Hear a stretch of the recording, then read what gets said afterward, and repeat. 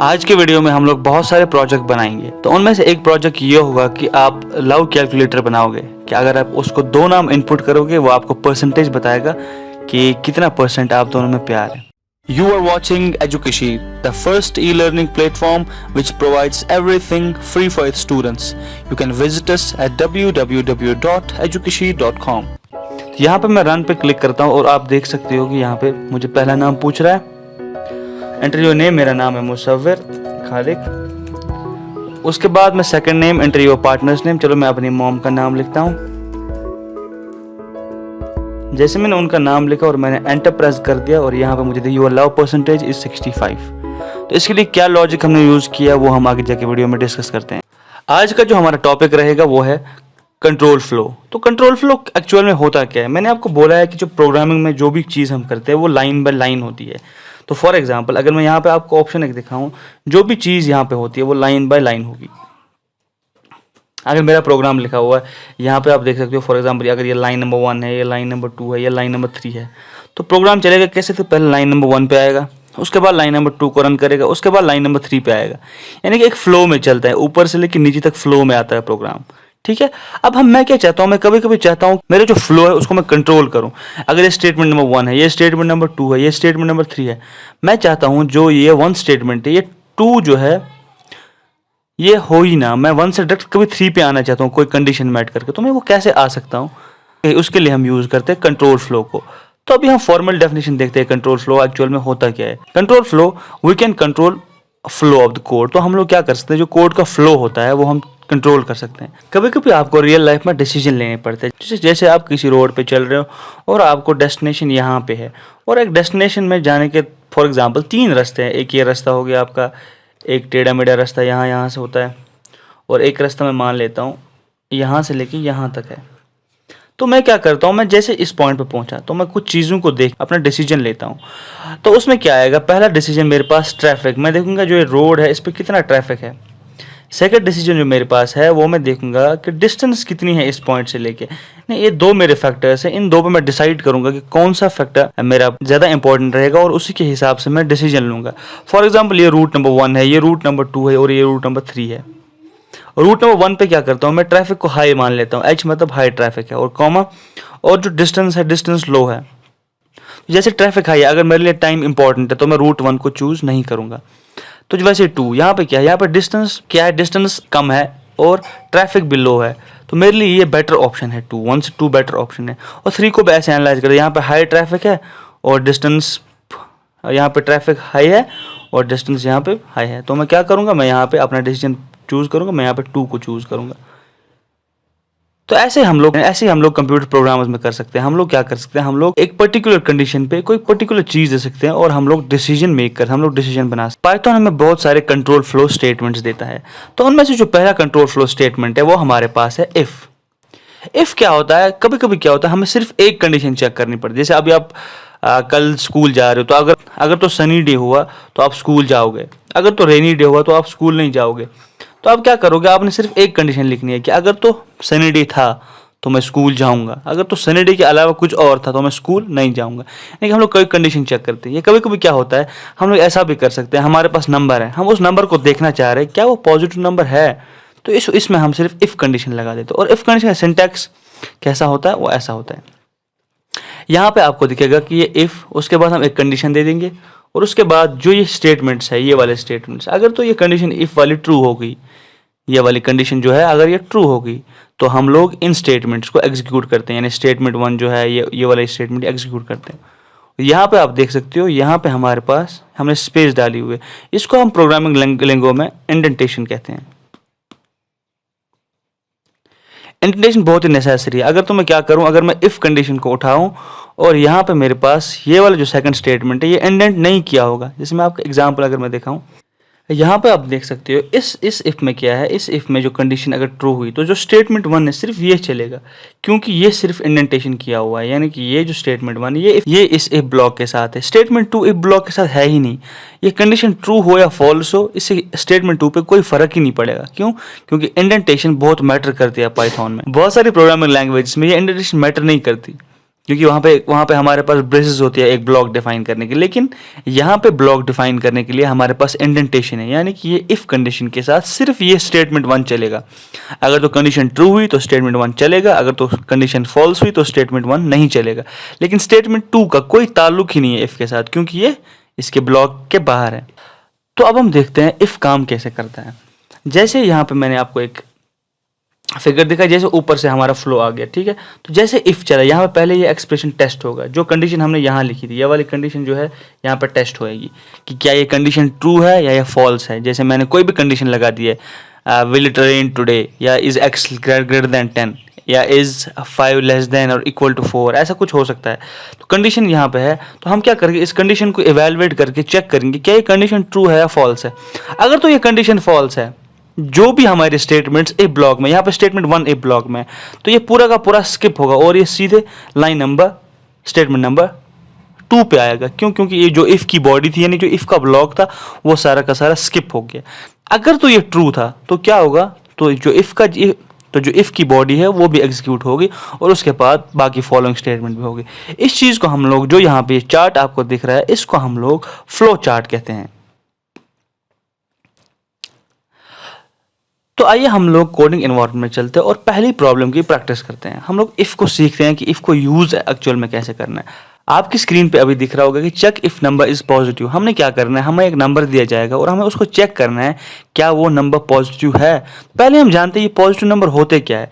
Positive number कोई भी वो नंबर है जो ग्रेटर देन 0 होगा, यानी कि 1 2 3, और हम लोग 0 को भी पॉजिटिव में इंक्लूड कर सकते हैं। चले हम अपने कोडिंग एनवायरनमेंट में आते हैं और इस प्रोग्राम को प्रैक्टिस करते हैं। यहाँ पे मैं क्या करता हूँ, पहले मैं एक नंबर इनपुट करवाता हूँ। मैं इसको नंबर लिखूंगा और इनपुट फंक्शन के लिए हमारे पास फंक्शन इनपुट है। तो जैसे मैंने इनपुट लिखा तो मैं क्या करूँगा, एंटर ए नंबर। जैसे मैंने नंबर एंटर करवाया, आपको पता है ये जो है ये स्ट्रिंग में आएगा, तो मुझे इसको टाइप कास्ट करना है। तो यहाँ पे मैंने इंट लिख दिया, तो अब ये नंबर जो है ये टाइप कास्ट हो गया और ये नंबर को असाइन होगा। तो उसके बाद मैं क्या करूँगा, इफ़ अगर तो ये जो नंबर हमने लिया है वो ग्रेटर देन 0, यहाँ पे इसको हम ग्रेटर देन सिंबल ऐसे यूज करते हैं, ग्रेटर देन 0। तो मैं क्या करता हूँ, एंटर। और यहाँ पे मैंने इंडेंटेशन करनी है, यानी कि मैं 2 स्पेसेस डालनी और मैं यहाँ पे लिखूंगा प्रिंट। तो क्या है ये, तो ये पॉजिटिव नंबर है, पॉजिटिव नंबर, ठीक है। तो आइए इस कोड को हम लोग चेक करते हैं। जैसे मैं यहाँ पे रन पे क्लिक करूंगा, आप लोग देख सकते हो मुझे कंसोल पे क्या मांगेगा, अरे एंटर ए नंबर। तो मैं नंबर 15 को एंटर कर दे रहा हूँ। 15 एक पॉजिटिव नंबर है, तो क्या होगा, तो ये जो इफ ब्लॉक है ये चलेगा, यानी कि जो हमारे पास यहाँ पे क्या होगा, यहाँ पे जो हमें नंबर इनपुट लिया, तो पहले हमने नंबर को असाइन किया, यानी कि अब ये जो नंबर वेरिएबल है इसमें हमारे पास वैल्यू आ गई जो हमने एंटर करी 15, ठीक है। तो इसके बाद ये इफ ब्लॉक चलेगा, if number is greater than 0, यानी कि क्या यहाँ पे 15 जो है क्या वो ग्रेटर देन 0 है, तो यह ट्रू या फॉल्स होगा। तो यहाँ पे ये ट्रू आ गया। जैसे ये ट्रू आ गया, इसका मतलब इफ की जो बॉडी है, यानी कि इफ की बॉडी में एक ही स्टेटमेंट लिखा है, ये वाला स्टेटमेंट प्रिंट पॉजिटिव नंबर, तो ये चलना चाहिए। तो हम लोग यहाँ पे देख सकते हैं, जैसे ही मैं यहाँ पे एंटर प्रेस करूंगा तो आप लोग देख सकते हो यहाँ पे पॉजिटिव नंबर आ गया। चलो इस प्रोग्राम को मैं फिर से टेस्ट कर दे रहा हूँ, लेकिन मैं इस वक्त नेगेटिव नंबर दूंगा, तो इसको कुछ भी प्रिंट नहीं करना चाहिए क्योंकि ये ब्लॉक स्किप करना है। अब मैं यहाँ पर रन पे क्लिक कर देता हूँ। जैसे मैंने रन पे क्लिक कर दिया तो मुझे एंटर नंबर बता रहा है। एंटर नंबर जैसे मैंने किया, जो मैं -4 लिखता हूँ, पहले हम देखते हैं कोड में होगा क्या।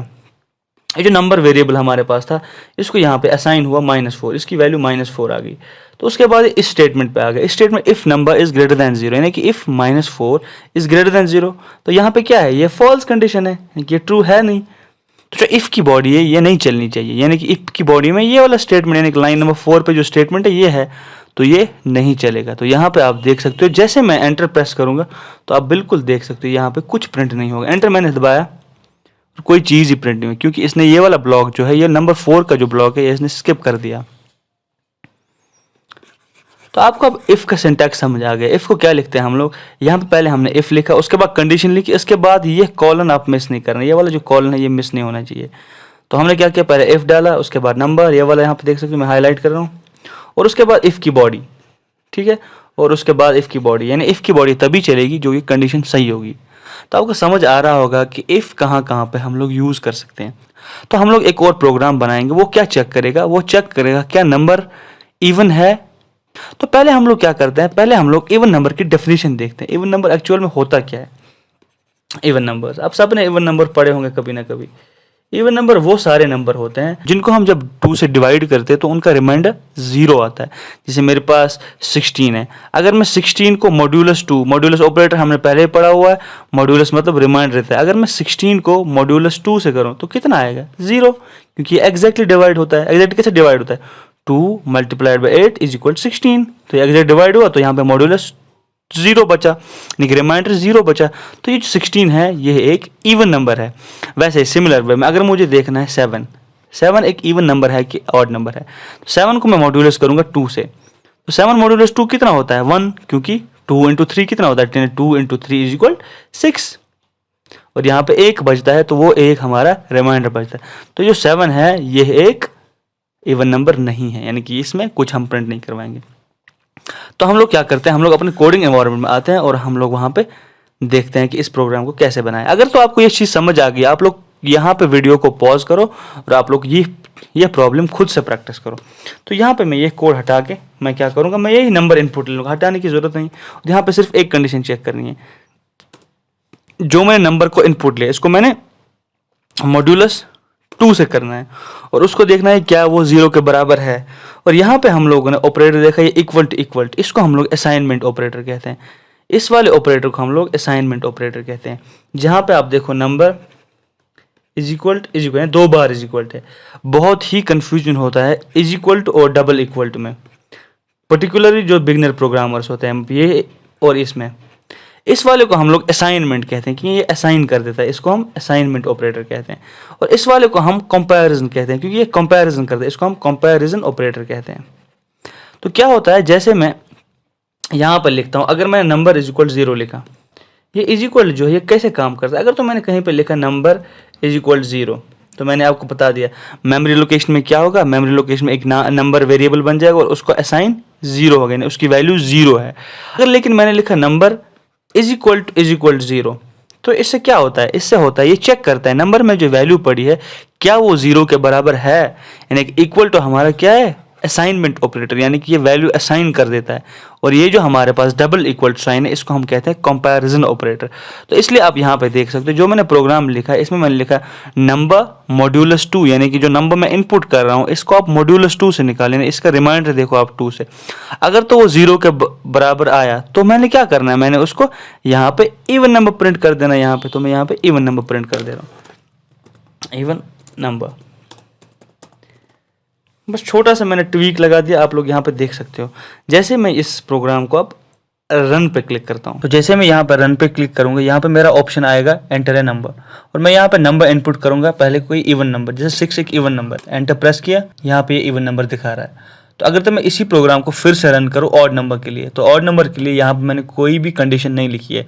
तो जैसे मैंने ऑड नंबर प्रिंट किया, जैसे मैंने एंटर 5 दबाया, यहाँ पे मैंने एंटर प्रेस किया, आप देख सकते हो कुछ भी आउटपुट नहीं आया क्योंकि हमने यहाँ पे ऑड नंबर के लिए कोई भी कंडीशन नहीं लिखी है।